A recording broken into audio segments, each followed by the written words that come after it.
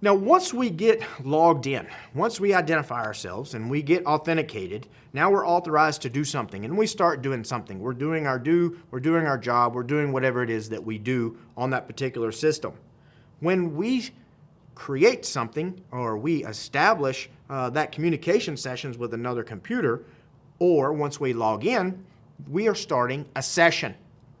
So every time you sit at a computer, you're starting a session, a local session.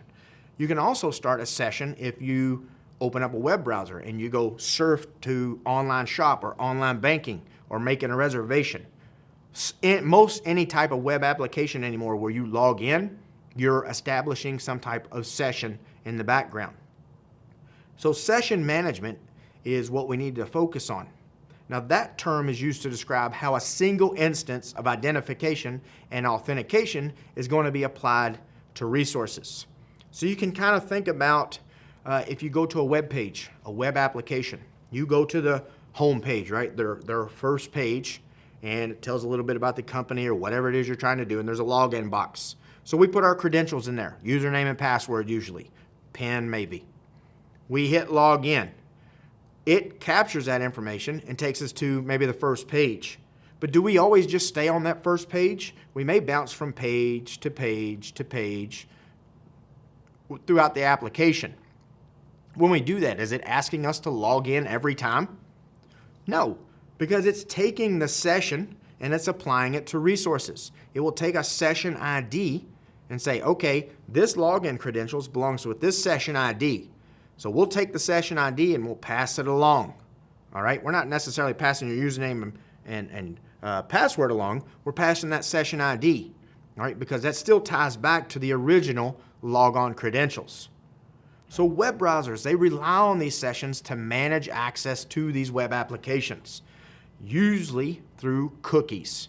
Now, cookies get a bad rap, and yes, they should, and no, they shouldn't, because without them, it would be harder for that session ID to be passed. We'd have to actually pass it in the URL, which could be a security concern as well if that particular web application, say, isn't using any type of encryption.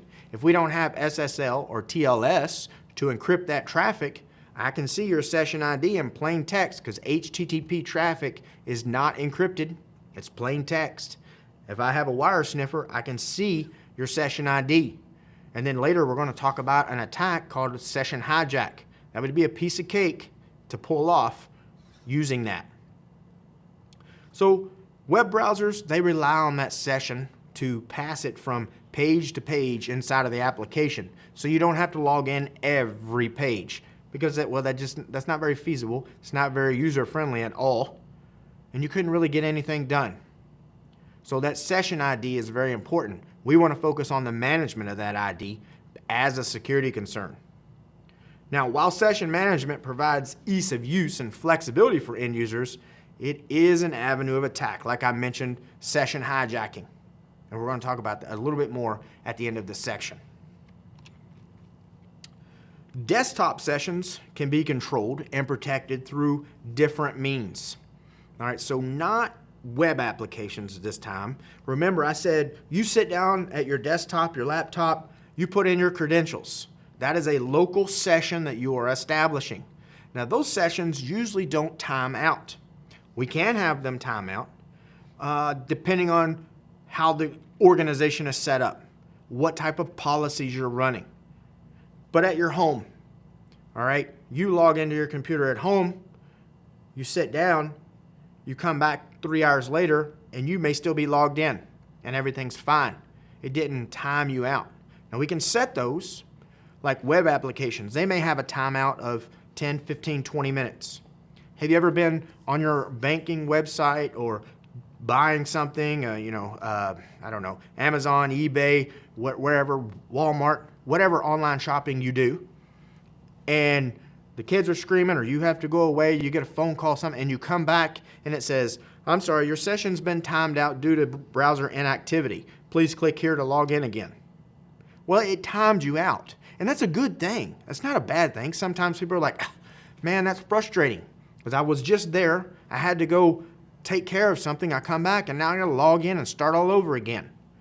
but it's there to protect you because that computer, or that web application, I should say, they don't know where you are. They don't know that you're in the comforts of your own home. As far as they know, you may be at work. You may be at a public library. You may be at a kiosk in a hotel. They don't know. So they're trying to protect you. Because when you log in, right, the computer, they don't know. It does not know. Without biometrics, if I put in a username and password, it assumes that that's you. Because you have those credentials. You know what it is. But if you don't have biometrics, it's just saying, okay, well, that's the right username and password. Come on in. Here's what you're authorized to do. And if you log in a web application and you log in on your bank, you go to your bank website and you log in, the bank application thinks that's you, right? Username, password, we're good to go. Everything is fine. So you get up and leave. The bank doesn't know that you're gone. Somebody else sits down and takes over your session. Accidentally or intentionally, maybe they were scoping you out, but the bank website doesn't know any different. The application doesn't know any different, and it will keep on going. So that timeout is there to protect you. Other things we can use on a desktop session are screensavers. Very popular. They've been around for a long time because usually, or used to, I don't know everybody that's watching this video, but you know, we used to have monitors that weren't all nice and flat and neat and only weighed 5 pounds. They used to weigh 15, 20 pounds and be gigantic, bigger than the TVs that we have now as well, right? Those CRTs, right? Yeah, they had the hard glass on them. They look like those old 13, 14, 15-inch TVs you could buy, back when we were kids. Huge monitors. Well, they had phosphorus inside of them. And what happens is lasers was actually shooting you in the face. No, lasers were shooting the back of that glass to make the picture, right? To make the different colors, to make it look like that. Well, if you had some type of desktop picture on there, right? And let's say you left for the day and left your monitor on, and that screen stayed there the whole time. It would actually start to burn into the screen. So you would see a lot of ghosting, right? Because it was shooting that image at the back of that screen, at the back of that glass for so long, it finally burnt into the screen. So they thought, well, this is a problem. So screensavers were developed for that purpose. Because now after 20 minutes, a screensaver could come on. And that's where it got its name from, saving the screen, right? It would change the screen. We used to have, I don't remember some of the old ones, like the pipes, right? The old one, or you could have a marquee going along or have it bouncing around. But it's always making the screen change a little bit so you didn't get that burn in. That's awesome, right? But we can also use screensavers as some type of session management because now, well, back then you could too, but there's a box there that says password protect upon return or something like that. So you can set a screensaver, let's say 10 minutes. So if you're away from your computer and for whatever reason you didn't lock it when you got up, after 10 minutes, the screensaver would kick on. And protecting your screen, which is not such a big deal with the LED and LCD monitors anymore. But as soon as somebody came back and moved the mouse or touched the keyboard to get the screensaver to go away, it pops up a little box and asks for the password. And if you don't know the screensaver password, you can't get in. If you do, if your password was compromised, I could get in and see what you were doing. Maybe you left some confidential information on there. I hope not, but it happens, right? Now, by the way, the password that you set for the screensaver is not necessarily the password for your login credentials. It could be something different. You set that when you go in there and turn that on because it will say set password. You hit it and you can set a password in there. We can have automatic logouts. Great thing. Let's say you log in with something that you have. Let's say a smart card, right? You have to put it in the computer. Sometimes it's on the keyboard. Sometimes you have a separate card reader. My laptop has it in the side, right? So I put my card in, and if I get up from my desk, I'm supposed to take that card with me, right? Because that's my ID card. That's my security badge. That's my smart card. It has everything that I need. My private keys, my certificates. I need to keep that on my person most of the time, if not all the time, except maybe when I'm in the comforts of my own home. So I'll pull it out of the computer. As soon as I do, I want an automatic log out. It says, oh, that's it, and it will log me out, or at least lock the screen. And that way when I come back, pop it back in, it's going to ask me for my PIN. I put in my PIN, and then I'm back into my session that I was in. We could have it automatically log you out after a certain amount of time if you don't use smart cards, if you don't have that technology available to you. Not a lot of people have that in their small office or home office, right? I mean, who has card readers where you use that? Not very many. So you could set policies. You could set it up where it will automatically log you out after so many minutes, hour, 2 hours of inactivity. So maybe you say, okay, I want the screensaver to kick on after 5 minutes, and I want it to automatically log me out after an hour of inactivity. Because maybe you got up to do something, you got caught, life caught up with us for a second, and we went outside and started playing kickball with the kids. Well, we were gone for more than an hour, and we got logged out. That's a good thing. All these are good things. They may be somewhat frustrating when we get back, but it's there to protect us. Could have sessions and login limitation on who can log in.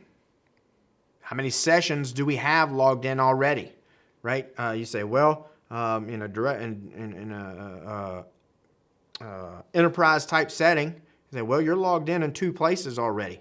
You can't be logged in again, right? Or you've logged in twice. What's going on here? Or 10 times, or 20 times, 30 times. So we could have those limitations. You could have a schedule limitation of when they can log in. Right? You can set up a schedule and say, well, you can only get on this workstation Monday through Friday, 7:30 to 5:30. That's it. So that means you can't log in on Saturday and Sunday. You can't come in, work super early. You can't stay super late. So again, that may not be a bad thing, but you could set those limitations on when those sessions can be established. Now, we also need to talk about identity as a service, IDaaS. And whenever you see the ID something AAS, you need to think cloud services like, PaaS, like a platform as a service, is a good example. But this is identity as a service. These are offerings that are in the cloud. Cloud-based services that broker your identity, and they help with your access management functions to target systems on customer premises in the cloud. So like your platform as a service. Maybe you use cloud services. You purchased something from a cloud provider, and you have a platform as a service up there. So now instead of having your infrastructure down here, your infrastructure's out there, if you will. It's in the cloud somewhere. So you could use these identities as a services to take care of this. Now, this is a combination of administration and account provisioning, authentication and authorization, and reporting functions all in one.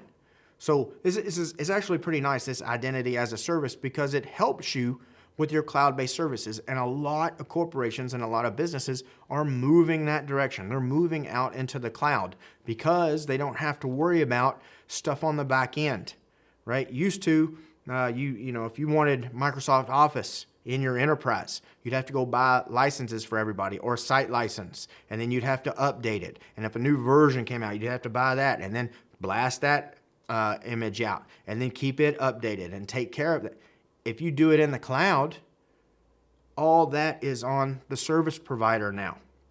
You just use it, and you're paying for it. Don't get me wrong. It's like a lease on a car, right? You're paying for it as long as you're using it. And then when you don't need it anymore, you stop paying for it, and you terminate the agreement. But they take care of everything. They take care of the updates. They take care of new versions. They take care of any errors in the background. It's really nice, and corporations like that kind of thing. So, identity as a service. Now, we do have a couple different authorization mechanisms that we need to go over again. I'm sure you know these. I hope you know these. These are pretty fundamental in most security classes that you're going to take.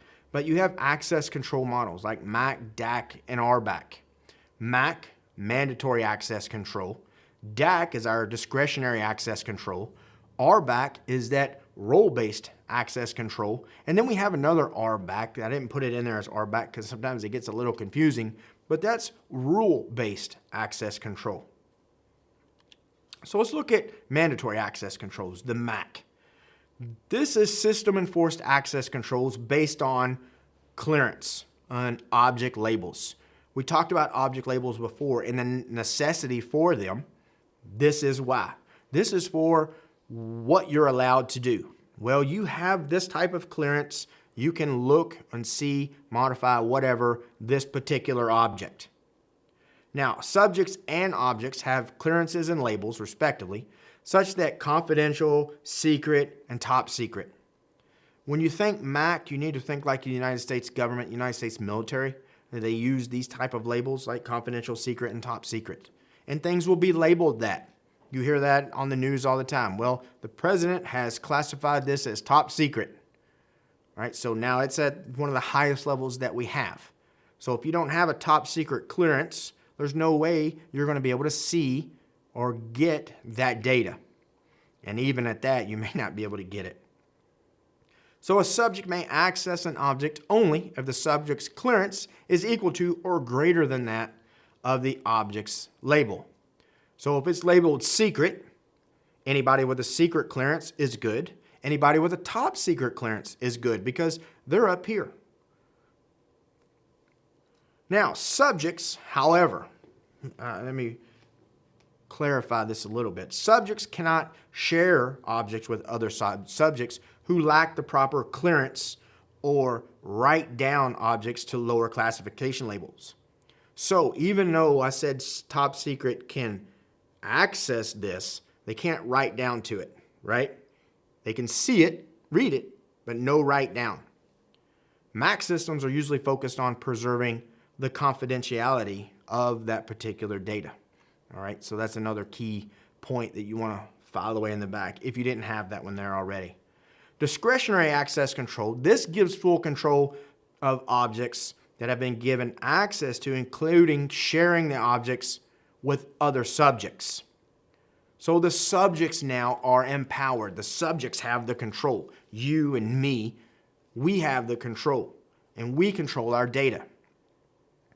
Now, standard Unix, Linux boxes, and Windows operating systems, we use DAC for file systems. The subjects can grant other subjects access to their files, change their attributes of what's going on in the system, alter them, or just get rid of them altogether. You are in control of that. The Windows file system, like I said, is a prime example of this. You get in and you create some data, all right? You open up a text editor and you write a dissertation. That's yours, right? You control who has access to that. If somebody else has an account on that computer, you can grant them or deny them rights from accessing that document that you just created. It's at your discretion. That's what makes it a discretionary access control. Now we also have role-based access control. This defines how information is accessed on a system based on the role of the subject, you and me. You know, what role do we hold inside of this organization or inside of this enterprise? So a role could be, say, a nurse, a backup administrator, the help desk technician, the administrator, the security professional, the CEO, the custodial staff, the administrative assistant, etc. Tons of examples. Those could all be roles inside of the organization. Now, subjects are grouped into roles, and each defined role has access permissions based upon the role, not the individual, which is even better for system and security professionals and admins. Let's say we have 1,000 users. 500 of those have the same job function, right? They're all help desk technicians. Let's say we're customer support for somebody. We're all help desk technicians. Instead of you, as a system admin or security admin, instead of you going to each individual account and giving permissions to all 500, you say, okay, you all have the same role in the company. We're going to create a role. We're going to apply the permissions to that group. Now I'm going to take all of these accounts and shove them into that group. So now I'm applying permissions in one area, and everybody that gets put in that group, they inherit those permissions based on the roles that I gave them. So that's the role-based access control. I'm saying this group has this type of access due to their role. And everybody that gets shoved into that group, they inherit those permissions. Now, this is a type of non-discretionary access control because those users, they have no control over what permissions they get or don't get. Because I'm taking their accounts and I'm putting them into a group, and that group already has permissions assigned to them, so it's not at their discretion anymore. They're kind of doing what they're told because we're getting drug over here and drug over there. So that's non-discretionary. So about non-discretionary access control, task-based access control is another non-discretionary access control. It's kind of related to RBAC. Task-based access control is based on tasks each subject must perform, like writing prescriptions, restoring data from the backup tape, or opening the help desk ticket. Goes along with those examples from earlier, the nurse, the backup administrator, and the help desk technician. What it does, it attempts to solve the same problem that RBAC solves, the role-based access control, focusing on specific tasks now instead of generalized roles. Because yes, you all may be generalized role, but some of them may have more specific tasks. So that's where this non-discretionary access control of task-based access control comes into play. And then we have the rule-based access. A rule-based access control system uses a series of defined rules, restrictions, or filters for accessing objects within a system. It's kind of like the if-then statements, right? Well, if this meets this criteria, then do this. So if the IP address, destination, or source IP address equals this, then permit or deny. Because we use rule-based access a lot in firewalls, we have predefined approved content or not approved content. So we say, okay, if this is legit, then you're allowed. If it's not, then you're not allowed. So, if the user is authorized to surf the web and the site is on the approved list, then we're good. We're allowing access. But other sites might be prohibited. We're saying no, and this rule is enforced across all authenticated users. So this doesn't matter what type of role you have. It doesn't matter if you created the data.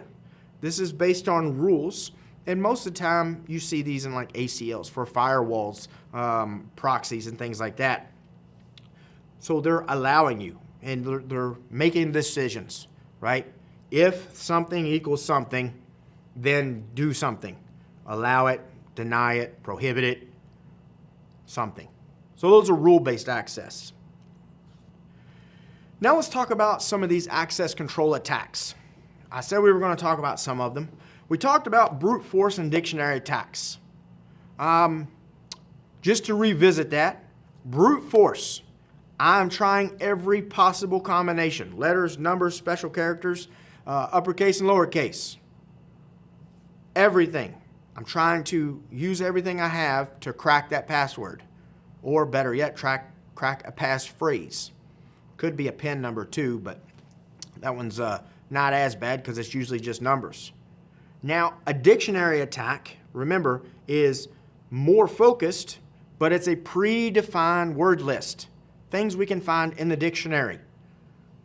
It's faster. It's a little bit more efficient, but it's not as successful as a brute force attack because a brute force attack is trying every possible combination. It's going to get there eventually. It may take 100 years, 1,000 years, but it will work. It's not efficient. I didn't say it was fast and efficient, but it is diligent. It will get the answer eventually.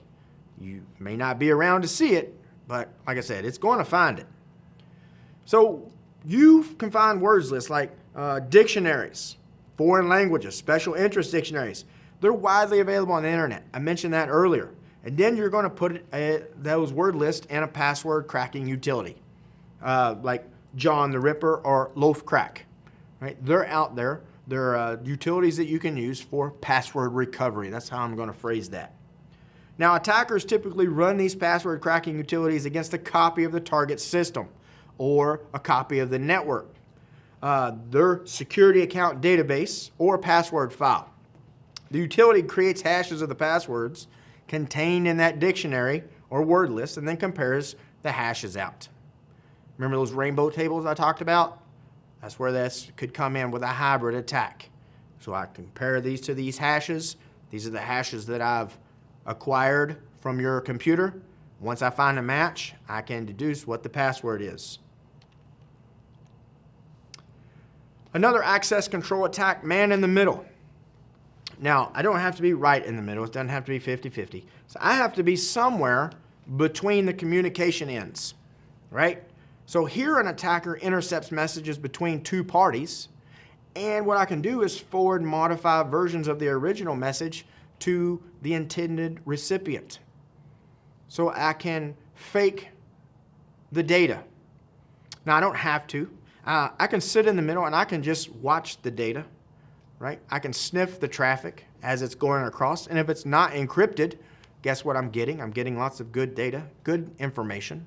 If you're using some type of encryption, it's not going to do me a lot of good. I'm going to have to come up with some other type of attack to try to get this. So I could do that. I could do a type of man-in-the-middle attack, session hijack. We're going to talk about that here in just a second. I could do some spoofing as a man-in-the-middle attack. I could spoof your MAC address. I could spoof your IP address, try to disassociate you with the server. Maybe it will talk to me. Different types of things. Usually the man-in-the-middle is I could just sniff traffic is a pretty generalized one. I could also have it where I can be a man-in-the-middle attack, be sitting there between you and the server, let's say, and I'd have to be on your network to make this happen, by the way. You can't. This doesn't really work across the web. But sitting there, and you're passing traffic back and forth to the server. Well, now I'm sitting there and I'm sniffing traffic. Well, I could spoof credentials and identities and now get you to talk to me while I'm talking to the server for you. I'm acting as like a proxy. But all the while, I'm just seeing the traffic going back and forth because now I'm the one passing it on back and forth. And you're not going to know, right? Because you're supposed to send it to me. I set it up maybe as a gateway. So I set myself up as your gateway because I'm on your network. And so you're going through me, and now I'm passing it on to the server on the internet somewhere. It's going to talk back to me, and then I'll talk back to you. But all the while, I'm sniffing that traffic. I'm getting that data. So that goes along with packet sniffing, right? I can use some type of application, a sniffer, a protocol analyzer. There's a couple of them out. Wireshark's a very popular one. But I can use that to see the traffic go across the wire. And there are all kinds of packet sniffers out there as well. We could have a buffer or stack overflow. Now, if we do this, we could create a denial of service attack. We can also run arbitrary code, malicious code, if I could get it in there. So you might hear this as a buffer overflow, a stack overflow. You might hear it called smashing the stack. And it occurs because you only have so much space, memory space, to run an application, right? There's only so much in that register that you're allowed, right? And when you go over your allocation, it overflows. Kind of like if you took a cup and you started pouring water in there, right? It can only hold so much data, so much water. But if you pour more in than it can hold, it overflows. Well, those causes an exception inside of computers. Those cause errors. And if we don't trap for those errors, we don't trap for those exceptions properly, then what could happen is when you get, because it's actually at the bottom, when you get to the bottom, it smashes the stack and it will cause a buffer overflow, and now we could run malicious code, something that we put in there to make it run, open up a back door, go download a Trojan horse or run something that we need it to run. Now, a teardrop attack is a type of Stack Overflow attack, and it exploits vulnerabilities in the IP protocol, not necessarily an application like what I was describing. So the best defense against buffer or Stack Overflow is to identify and patch your vulnerabilities. Vulnerability scans, penetration testing, fuzzing your applications is a great way to protect yourself. Now, session hijacking, it is a type of man-in-the-middle attack, like I mentioned earlier, but now I am hijacking your session. Remember that session management we talked about? And I said you had a session ID? If I can get that session ID and replay that to the server, it's going to start communicating with me because it thinks, oh, well, you're over here, so I'm going to start talking to you. Now, when I do that, right, I'm going to try to start communicating with the server. I need to kick you off somehow. I need to terminate your connection, so now it will just talk to me. So I can hijack that session. I can get that from the cookie, right? If they put the session ID up in the URL, which is not great, I can get it from there with those packet sniffers that we talked about just a second ago. So it all kind of works all together. And then probably my favorite is social engineering. Now, this is pretty low tech, and maybe that's why I like it. I consider myself kind of a technical person, but you don't need a lot of tech skills to do social engineering. You need to be able to think on your feet, be pretty personable, but this is very effective and very easily carried out. You're not always successful. If you don't walk the walk and talk the talk, you may be made fairly quickly. Now, what I'm talking about is maybe I could come up to you and say, hey, I am the new tech guy, and we're resetting passwords. Can I get your old password and username, and so I can make sure yours got reset? And act like I got a checklist here. I may, have a badge, fake badge on or whatever. If it's a large company, maybe, well, he maybe is a tech guy. I've seen people just flat out ask, just like that. Right? You see that on movies all the time, right? What was that old movie? Hackers, right? Where he called up the telephone guy, or he called the guy up on the telephone, the security guard there inside the television network television station there, because he wanted to watch something on TV. And he said, hey, there's a box sitting right there. Can you give me the number on the bottom of that? So he's asking him for the modem, right? Remember that remote access we talked about before? He asked him for the modem, so he was trying to hack the modem so he could make the computer go get the tape that he wanted to watch, because what was on TV just wasn't doing it for him. So that's kind of neat, right? But he just called him up and asked him for it. He's like, hey, this is such and such from over here from tech support. We're having some problems. Would you mind picking up that box there on the floor or on the ground or on the table? And he would, they talked to him for a second. He said, yeah, I need that number on the back. Well, that guy didn't ask him any questions. The security guard didn't. He just went ahead and gave him the information, and all was good. But that's social engineering. And there's other forms of social engineering. I mean, you might not just flat out ask somebody like that, impersonating somebody. You may ask them over the phone. You call them up, ask like your tech support, and ask. Be like, yep, this is Mark over in tech support. We're in building 3, and we had a breach. I want to make sure everybody's okay. Can you give me your username and password real quick so I can check your account? They might just give you your username and password right over the phone. They shouldn't, but they may. You can do dumpster diving, right? You can look for stuff in the trash. Not the best idea, all right? Depending on whose dumpster you're diving in, could be against the law and where it is and things like that. Different states are different regulations. But for the most part, don't go jump in the big dumpster out back behind the hospital or anything like that and try to look for, confidential information. You're going to get in trouble for that one. But it is a form of social engineering. All right. Now, there is no law saying you can't put your cell phone camera in there and start taking pictures of things that might be laying out in the bottom. All right. That's not necessarily against the law. Looking is not against the law. Taking is, or being in there is. So, I'm not going to get into a legal debate, but it is a type of social engineering. Shoulder surfing, type of social engineering. It's pretty easy to do. I mentioned that earlier when I was talking about airplanes. I think I mentioned that in domain 1 as well. You're sitting at an airport. People use computers all the time, right? You're walking by, you can just see it, right? You don't have to be right over their shoulder. I mean, if you're just looking from afar, you're shoulder surfing. If you're sitting beside somebody on an airplane, you're usually sitting pretty close. I don't, fly first class all that often. You got more of a buffer between somebody, so you got that one little armrest, right? If they're on a laptop, they're this far away. You could look over, right? That's shoulder surfing. Raiding cubicles. You're looking for passwords on monitors, under the keyboards, under mouse pads. Sometimes you don't have to raid it. You just walk by and you see it on their monitor. Not best practice. They're obviously not following our security policies, but it happens.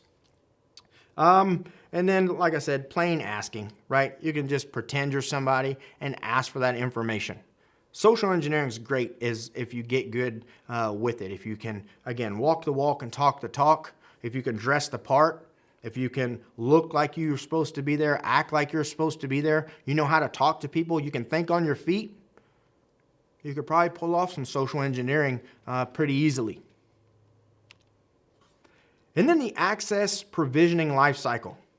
So once the proper access control model has been chosen, once we figured out what we want to do, and we go ahead and deploy it, we put it out in our organization, the access provisioning lifecycle needs to be maintained and secured. So we pick what we want, we put it into action, now maintain it. Make sure that we are doing what we're supposed to be doing. We're supposed to be doing our due care, using the proper access control model. Now, many organizations follow best practices for issuing access, control access, but lack formal process for ensuring that the entire life cycle or lifetime of access is kept secure as employers and contractors move through the organization. So if we have contractors and vendors and whatnot come into our organization and they're temporary, they may be there for 30 days, 2 weeks. Make sure we have that life cycle that goes through those accounts and say, wait a minute, they haven't worked here for 6 months. Why is their account still active? Somebody's not doing what they're supposed to be doing. So we have to make sure we go through that. We need best practices. We need some policies in place that say, well, after 24 hours of being out of here, their account needs to be disabled. So we'll give whoever it is a day to deprovision that account. So that's what provisioning lifecycle is. Make sure we're maintaining and securing our access control model that we pick. Now that does it for domain 5. All right, lots of information in there. We talked about controlling access to our assets, identification and authentication, identity as a service, remember those cloud identities, third-party identity services like the Kerberos, authorization mechanisms, access control attacks, and then finally managing the identity and access provisioning lifecycle.